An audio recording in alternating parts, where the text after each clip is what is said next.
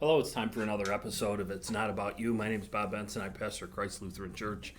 I've got a section of scripture today that really proves to us that it's not about us. And as we look at it and we read it, I'll make a few comments. We're going to go to Luke 14, verses 25 through 27.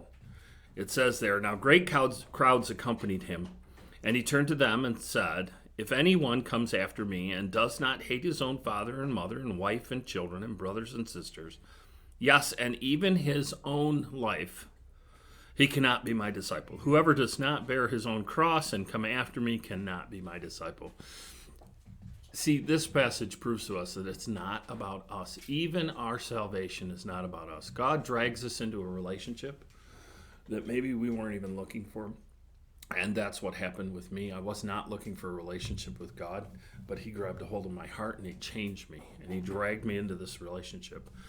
And for years and years, I spent thinking that it was all about my salvation. Now, I benefit from my salvation.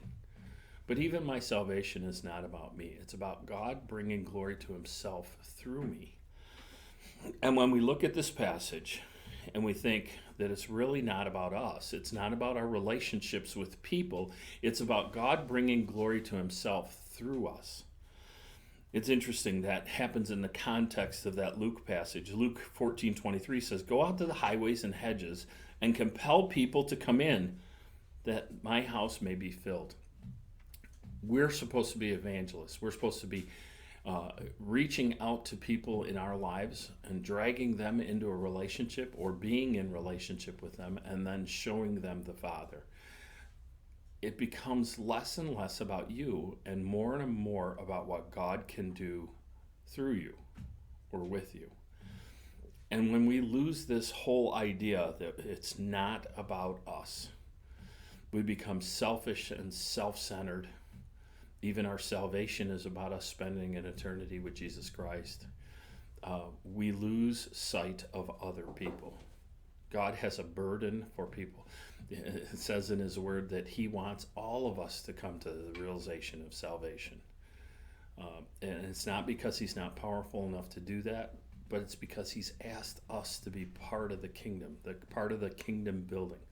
And when we get to the point where we can hate even ourselves enough to pour into others, to give up on everything that we want and do everything that he wants, is when we become more Christ-like.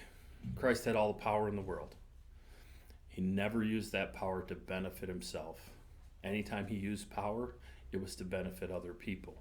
And I think that's what the temptations in the wilderness was about him being tempted to use the power that he had for his own well-being. And he wouldn't do that. And he responded with Scripture. We need to be rooted in the Scripture, rooted in the idea that it's not about us. And as we do that, we will become more Christ-like. So for It's Not About You, thank you for taking your time to watch today.